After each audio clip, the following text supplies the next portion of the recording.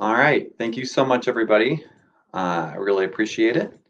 Uh, I'm Daniel Byler. I'm the director of data. I'm a director of data science at Stanley Black and Decker. I would primarily work with. My group primarily works with e-commerce data and marketing data. And today, I'm really excited to be here to give a talk on why can't my data scientists and business stakeholders understand each other? I think this is probably the number one source of failure in data science projects. And so I'm hopeful that by the end of the day, we'll have some really tactical ways for both groups to try to come to the table and get out of common failure modes. First, uh, we're going to talk about two failure modes for data scientists, then two failure modes for business partners, and then a single summary of sort of concrete recommendations for managers about how they can fix their organizations overall. So I think that two very common failure modes for data scientists are I'm good at math, I'll stick to that, and cool math will land me a job at Google. So what do I mean by that? So I'm good at math, I'll stick to that. What this can look like in practice is that data scientists execute projects in a way that don't align to business needs. Well, if these data scientists that we hired are smart, and that's generally true, why is this happening? One big reason is data scientists, just like all people, are afraid of asking dumb questions about how the business works and what drives profit. And if you think about it, the day-to-day life of a technical person often doesn't afford them any opportunities to actually learn about how the business operates. When does data come in? When are decisions made? What do customers actually want? They're actually not able to get that information in a meaningful and easy way from their day-to-day life. So in order to help them bridge that gap, it's really helpful to form mutual mentoring programs between business partners and data scientists. What do I mean by that? These are regular meetings that happen maybe once every 3 weeks, where business partners and data scientists meet and talk together about what their daily lives look like and or teach each other. Usually, it's good to time cap these at a couple months because after a while it gets a little old. But this is a good way for people to exchange information at the peer level back and forth. Also, include data scientists at strategic business meetings. If data scientists aren't included in sort of broad all hands calls, there's no hope that they're ever going to understand what is important to the business overall. Second, data scientists often feel confident about math, and so just stick to that. And that's true of everyone, really. Everyone wants to stick to what they're good at. The way to kind of help data scientists break out of that is require data scientists to clearly articulate the business problem, not just one sentence, but a really clear articulation of what problem they're solving before they start the work. That helps data scientists to break out of their, like, let's just do math trend and actually make sure that their math is connected to the business. Another way that I'm good at math, I'll stick to that, can come out is data scientists will speak in endless jargon. And this is a huge problem because it really limits their ability to actually communicate in a meaningful way. So one internal motivation that leads data scientists to do this is a desire to show technical acumen, and particularly PhD programs often train students to speak technically to technical peers. Because if you're getting a PhD to become an academic, this is essential. You have to speak very technically and very precisely at all times. Uh, One way to help data scientists break out of this is to give data scientists formal training in business presentations and also give them a venue within their respective technical domains to give highly technical presentations. Data scientists usually love applied math. That's why they got into it. And so giving them an outlet where it's clearly bifurcated. Here we're technical, here we're business oriented. That's going to give them the outlets and the clear guidance for how and when to communicate. The other reason I think that is really underappreciated why data scientists often do this is that they're afraid of leaving something important out. Especially when data scientists are uncertain, they want to leave nothing on the table. And so they give a lot of technical detail about what they're doing. And what they're trying to do, and maybe sometimes not always succeeding at, is they're trying to caveat nuanced findings. Maybe the data was too bad or something else wasn't particularly good. And so if you're a business stakeholder and you see that behavior, you can just ask, why are you showing this? What are you trying to get across? Sometimes they're just trying to show that they did a lot of good work. That's normal. Everyone does this. But sometimes it's something deeper, and asking them to try to actually spit it out and be willing to say, I'm not confident that we should be making a business decision based on this, is a really helpful and meaningful way to try to turn technical jargon into something concrete and actionable. Second failure mode that I often see in data scientists is the belief that cool math will land me a job at Google. So this is where you will see data scientists skip simple and high impact techniques in favor of super complex technical solutions. We'll be talking about gradient descent and a new neural net architecture and a super complicated ensemble model, really just overcomplicating what should be, at least in maybe version 1 and version 2, a simple solution. So why do data scientists do this? One reason is that they're trying to look out for their careers. Top tech firms often require exposure to state-of-the-art methods. And the state-of-the-art is changing underneath of data scientists' feet all the time. Computer vision and natural language processing in particular have had field-defining breakthroughs every few years, and there's constantly incremental progress against the state-of-the-art. So what's a business to do with this kind of like incentives for their data scientists and their long-term career prospects? The first thing is to make sure that your head of data science can balance speed of execution with an eye to the long run, that they can appropriately identify when technically risky techniques really are appropriate. Second, you can require your data scientist to take one Udacity or Coursera course in any given year. What this really does is this shows your organization is committed to the continued technical excellence of all of your data scientists. The second reason that data scientists will often sort of overcomplicate things computationally is just that they love math. Data scientists went into math because they love it. That's why they're there. They're applied mathematicians at their core. So one way to really change the incentive structure so that the business benefits is to explicitly connect high business impact to the opportunity to work on technically complex projects. It is incredibly attractive to take your top performing data scientist and put him or her on any random project where it seems like there could be money. They go in, they do the quick win, they turn it around, we make 10 million, 30 million, great numbers. Everybody's super excited. But if you do that repeatedly to your top talent, you might be thinking that you're exposing them to high business impact, but if they never get a chance to mature technically, they're going to feel like their career is stifled.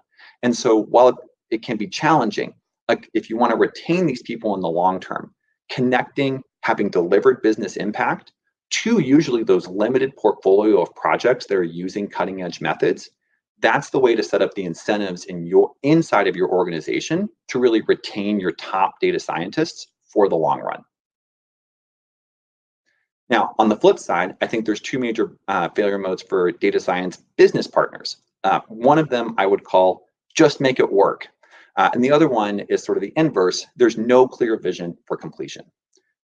So the first one, just make it work. I hear this all the time. At the request of data science or engineering or all those IT people kind of as a group is to just make it work. And this really comes from business partners who are under totally understandable pressures. They're accountable for business impact and they need, if they built it in, data science to deliver so that they can execute on that. And so that natural pressure that sometimes builds up in the business can overflow into the data science team when it seems like there are difficult or unclear technical barriers that are really blocking delivery. So I think there's one real way to fix this and to prevent this sort of pent up frustration from happening. And that's candidly assess the project risk before it begins. If everyone understands at the beginning of the project that this is a high risk, high impact with substantial calendar uncertainty project, then everyone's going to be okay because those expectations were set. That's a very different project than this is low risk, medium impact, and we are really confident we can knock this out in the next 4 to 5 months. And so evaluating that at the beginning, as simple as that sound, can help to level set those expectations and prevent promises from being made up the chain that data science may or may not be able to cash. Machine learning cannot fix every problem. And the other thing which my organization does, which I'm a huge fan of, is that we reevaluate every data science project quarterly to see if it should be terminated. It's really easy to get into a middle of a project and to really fall victim to the sunk cost fallacy. But that's really dangerous because the more we invest, the more we demand that it work.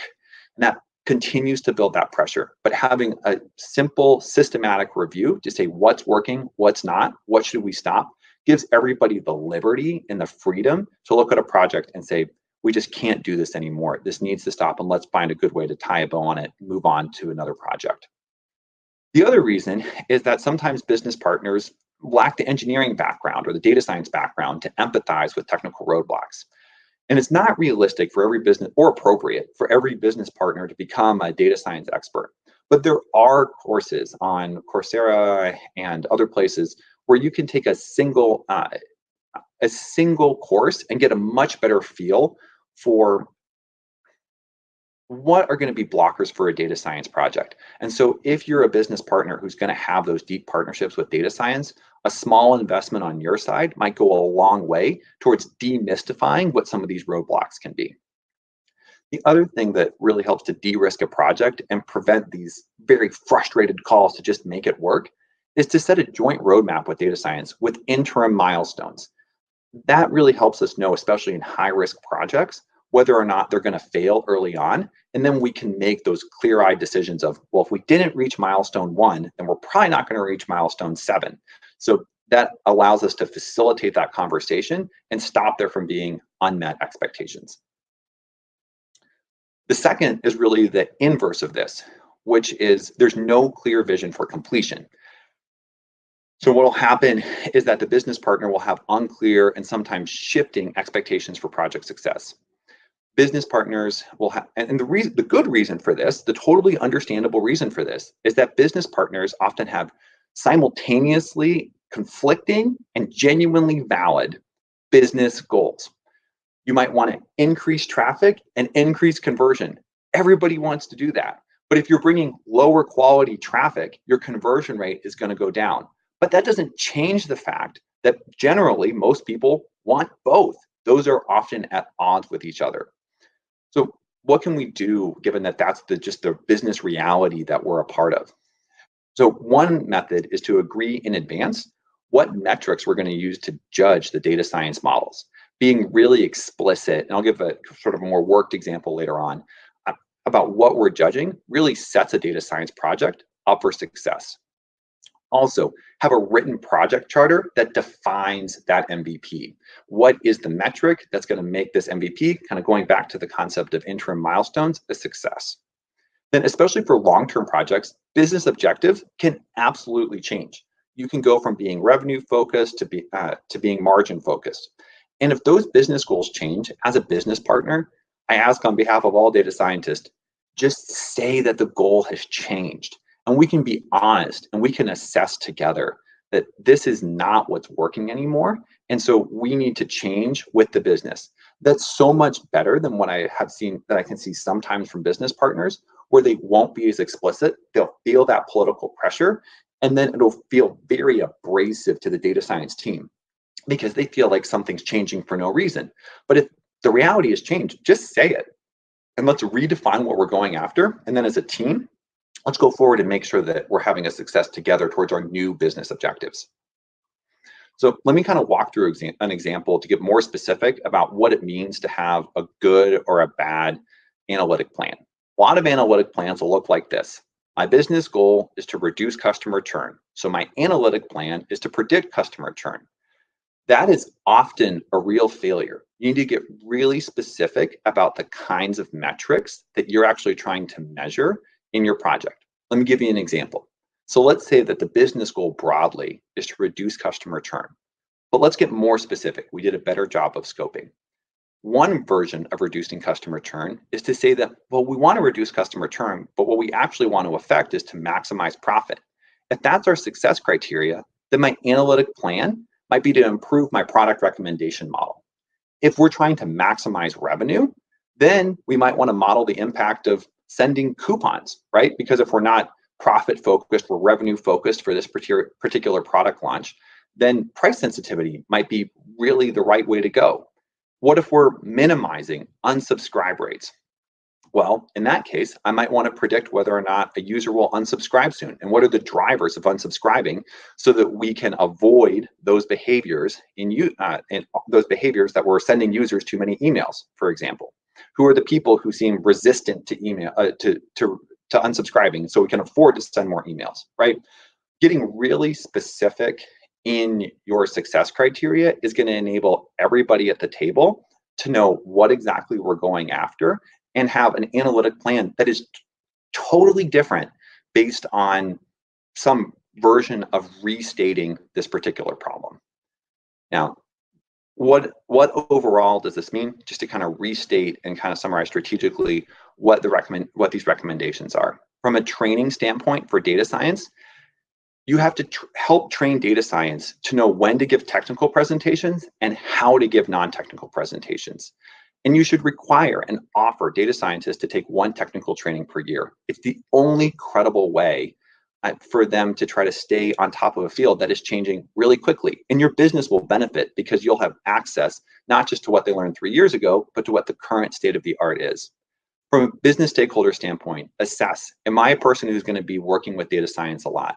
And if you are, invest the time, take one course so that you can understand core data science concepts. And if I was going to recommend one course, I'd probably recommend Andrew Ng's data science course on deeplearning.ai through Coursera. I believe it's free and it's really excellent.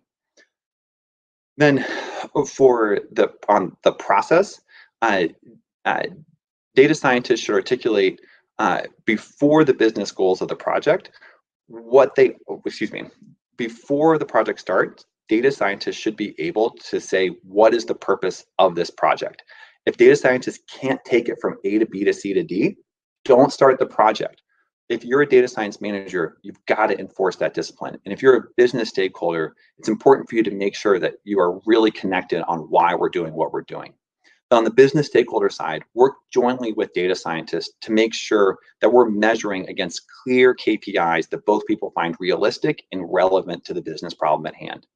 Last but not least, I think incentives are important.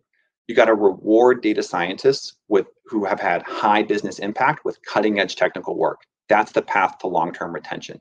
You have to hire data science leadership who balance simplicity with the state of the art.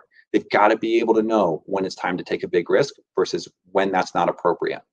And then from the business stakeholder side, share in that risk mitigation planning. If the relationship between the business and data science is that the business give requirements and then they demand that data science meet them, you're going to have much more project risk and you're going to get in trouble more often than if it's a collaborative process where you share the risk and you share the win together. Thank you so much for your time. I'm going to go ahead and pause and see if there are any questions. I don't see any questions in the chat. Okay. So with that, I'm okay giving a minute back to people for the presentation. Thank you so much for your time. I really appreciate it.